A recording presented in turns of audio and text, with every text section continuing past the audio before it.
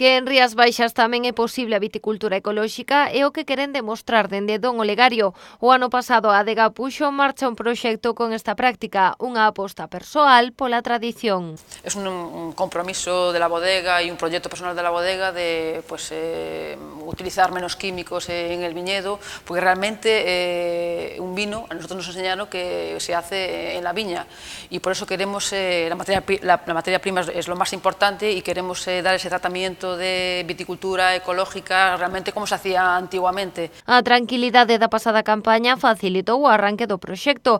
Agora os 3.000 litros desta primeira anada descansan no depósito, cun resultado que cada día sorprende aos responsables da adega. El vino tiene una mayor nitidez a la hora de organolépticamente hablando.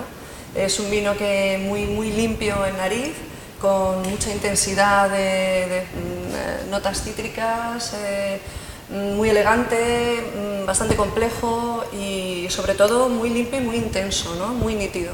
A intención da adega é embotellar o viño a vindeira semana, despois pasará varios meses na botella para poder sair ao mercado na tempada do Nadal. Nuestra idea es que esté por lo menos de 2 o 3 meses mínimo en botella y ya en la época de Navidad sacarlo al mercado.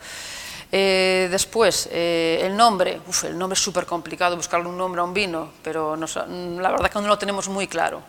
Lo más importante para nosotros era ahora embotellarlo y dejarlo un tiempo en botella. Dende Don Olegario están moi satisfeitos con esta proba que terá a súa réplica nesta anada que aínda está no viñedo.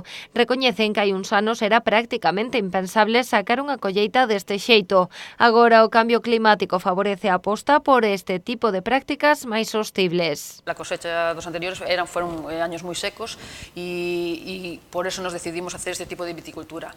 Este año fue un año más complicado, pero aún así estamos bastante satisfechos con la viticultura esta, ¿no? Y por eso sabemos que otra viticultura es posible y por eso animo a todas las bodegas de Rías Baixas que empiecen con este tipo de viticultura.